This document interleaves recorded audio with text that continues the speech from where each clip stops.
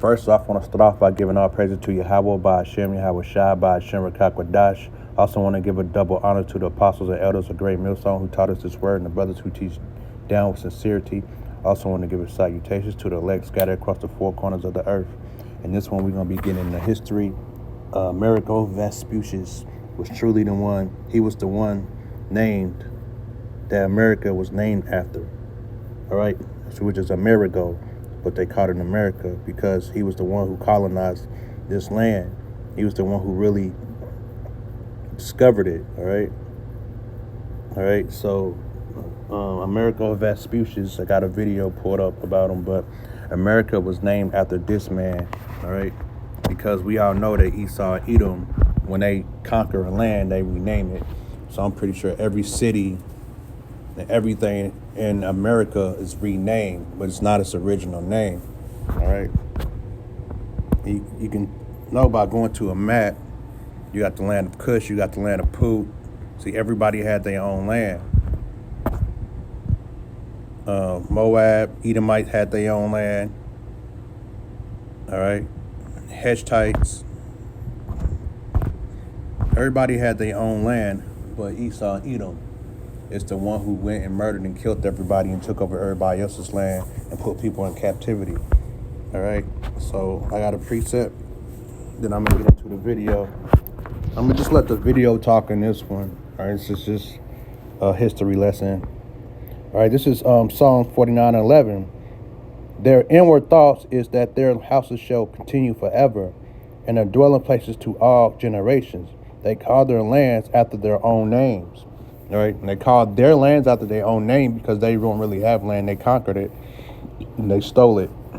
All right, and shedded a lot of Israelites' blood for these lands and resources and things that they do. All right, so they don't have their own land. All right.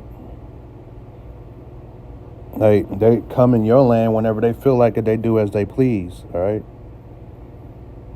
And they come and steal everybody's stuff in their land. They steal your resources that Yahweh Bashem and Yahweh Shai gave you. And that's why the Lord has to come back and put this place back in order. All right? I'm looking for the book of Obadiah.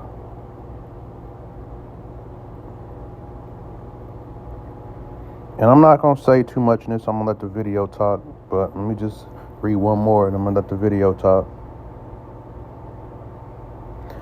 This is Obadiah 1:5. If these come to thee, if robbers by night, how art thou cut off? Would they not have stolen till they had enough?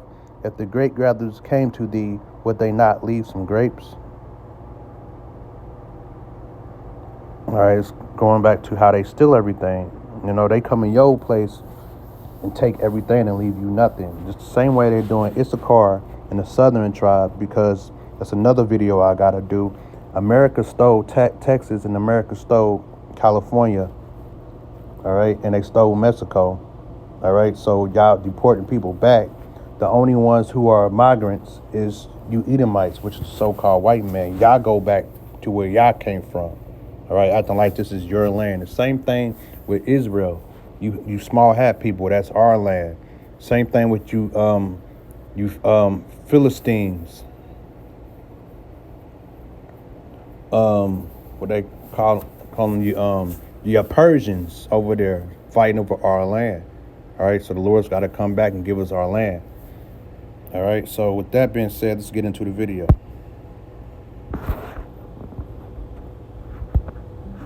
One major part of history is the discovery of new land and other things. It is one of the many reasons why the world is the way it is today. There have been many great men and women who have made a discovery so life-changing that it is recorded in history forever. This is one such story. Welcome back to the Told You Another Story channel. In this video, we will be looking at the story of the forgotten Italian explorer, Amerigo Vespucci. We have heard of people like Christopher Columbus who explored the world and discovered a new land that currently serves as the location of a country. However, he isn't the only explorer in history, nor was he the only one who discovered something pretty neat. The world you see today wasn't always like this, and back in the 15th century, many parts of the globe needed to be explored and discovered. This gave rise to the Age of Discovery, or Age of Exploration. a period that ran approximately from the 15th to the 17th century in European history when seafaring Europeans explored regions across the continent. Personally, I hate reading, so I just upload every document I get to Speechify, just have it read it back to me. It's super convenient. I'm currently spending 7 days buried alive, and I wanted to tell you guys what I'm using to get through this challenge. My friend has an app called Speechify that basically has like every book in the world on it, plus lets you scan any one of your books onto the app and it plays it back. This gave rise to many explorers like Amerigo Vespucci, who were sent by European countries to travel around the globe to discover new land. Amerigo Vespucci was born on March 9, 1451, in Florence, Italy, one of the wealthiest Italian city-states, as well as a center of Renaissance art and learning. He was the third son of a Florentine notary for the Money Changers Guild named Nastasio Vespucci and his wife Lisa di Giovanni Mini. Amerigo's immediate family was not particularly prosperous, but they had a couple of political connections. His grandfather, also named Amerigo Vespucci, served as the chancellor of the Florentine government for a total of 36 years, and Amerigo's father also served in the Florentine government and other guild offices. Amerigo's older brothers, Antonio and Girolamo, went to study at the University of Pisa, with Antonio following in his father's footsteps to become a notary, while Girolamo joined the Knights Hospitalier of the Church in Rhodes. Amerigo's career path appeared uncertain, and rather than following his brothers to the university, he stayed in Florence and was educated by his uncle, a Dominican friar, in the monastery of San Marco named Giorgio Antonio Vespucci. As luck would have it, Amerigo's uncle was one of the most renowned humanist scholars in Florence at the time, and he gave Amerigo a broad education in literature, philosophy, rhetoric, and Latin. Amerigo was also introduced to geography and astronomy, which played a huge part in his career as an explorer. Amerigo's later writings showed a familiarity with the work of the classic Greek cosmographers Strabo and Claudius Ptolemy, and the most recent work of Florentine astronomer Paolo dal Pozzo Toscanelli. In 1478, Amerigo's older cousin, Guido Antonio Vespucci, led a Florentine diplomatic mission to Paris and invited Amerigo to join him. His role wasn't clear, but it was probably as a private secretary or an attaché. During their journey, they had business in Bologna, Milan, and Lyon, and had to make stops at each place. Their aim in traveling to Paris was to acquire French support for Florence's war with Naples.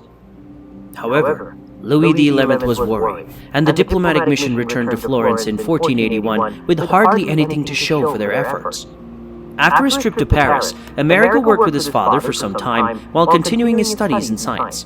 In 1482, after losing his father, he went to work for the head of a junior branch of the Medici family, Lorenzo di Pierfrancesco di Medici. While Amerigo was 12 years older than Lorenzo, they had been schoolmates under the teachings of Giorgio Antonio Vespucci. Amerigo worked as a household manager first, and then steadily took on more responsibilities and handled various business dealings for the family, both at home and abroad. In 1488, Lorenzo became unhappy with Tommaso Caponi, his Seville business agent, and dispatched Amerigo to investigate the issue and create an assessment of a suggested replacement. In 1492, Amerigo had permanently settled in Seville, and he continued to conduct some business on behalf of his Medici patrons. However, he became increasingly involved with Gianotto's other activities, especially his support of Christopher Columbus's voyages. Gianotto invested 500,000 maravedis in Christopher Columbus's initial voyage and won a hypothetically lucrative contract to provision Christopher's large second fleet. In 1495, Gianotto Berardi signed a contract with the Crown to spend 12 resupply ships to Hispaniola, but lost his life unexpectedly in December without completing the terms of the contract. Amerigo was the executor of Gianotto's will, collecting debts and paying unresolved obligations for the firm. Afterward, he was left with a debt of 140,000 maravedis, and he continued to provision vessels bound for the West Indies, but his opportunities were waning. Christopher Columbus's expeditions were not providing the profits they had hoped for, and his patron Lorenzo di Pierfrancesco Medici was using other Florentine agents for his business in Seville. The evidence for Amerigo's expeditions of exploration consists almost totally of a handful of letters he had written, or that were attributed to him. As a result, historians have differed greatly on these documents, authorship, truthfulness, and integrity.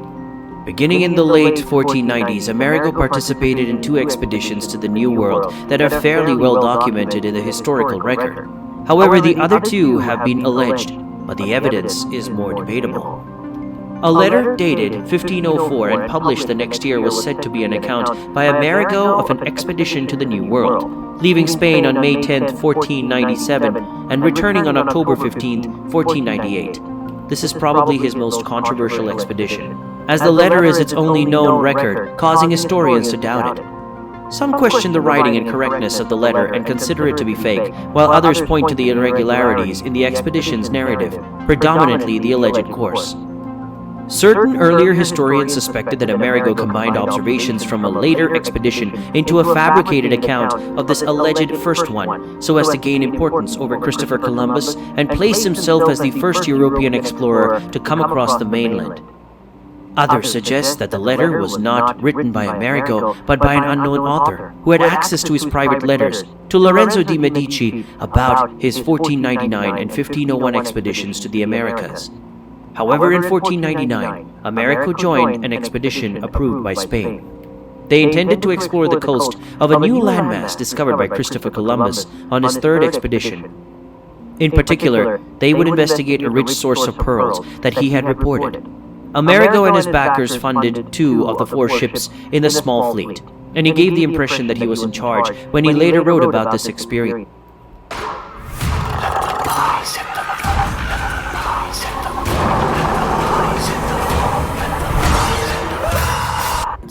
However, that is questionable due to his inexperience. In 1501, Manuel I of Portugal commissioned an expedition to explore a landmass far to the west in the Atlantic Ocean, which became present-day Brazil, discovered unexpectedly by Pedro Alvarez Cabral on his journey around Africa to India. The king wanted to know the extent of this discovery and determine where it lay in relation to the line recognized by the Treaty of Tordesillas. Amerigo's reputation as an explorer and presumed navigator had reached Portugal, and the king hired him to serve as a pilot under the command of Goncalo Coelho. In 1503, Amerigo may have taken part in a second expedition for the Portuguese king to explore the east coast of Brazil. There is evidence that an expedition was led by Goncalo Coelho, but no independent confirmation that Amerigo took part. Amerigo's journeys became popular in Europe after 2 accounts were published between 1503 and 1505. They came to the attention of a group of humanist scholars studying geography in Saint-Dié, a small French town in the Duchy of Lorraine. They got a French translation of the letter and a Portuguese maritime map that showed the coast of lands recently discovered in the western Atlantic. They inferred that this was the New World, hypothesized by classical writers, and gave Amerigo credit for discovering this new continent, implying that the Portuguese map was based on his explorations. In April 1507, Ringman and Walt C. Muller published their book, Introduction to Cosmography, with a world map. In a preface to Amerigo's letter, Ringman wrote, "I see no reason why anyone could properly disprove of a name derived from that of Amerigo, the discoverer, a man of sagacious genius. A suitable form would be Amerige, meaning land of Amerigo, or America, since Europe and Asia have received women's names."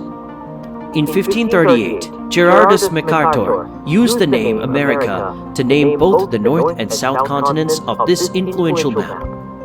But this time, the name had been firmly fixed on the New World. Thank you for watching this video. Hit us up in the comment section and give us a thumbs up if you liked the video. Also, don't forget to subscribe to the channel for more videos.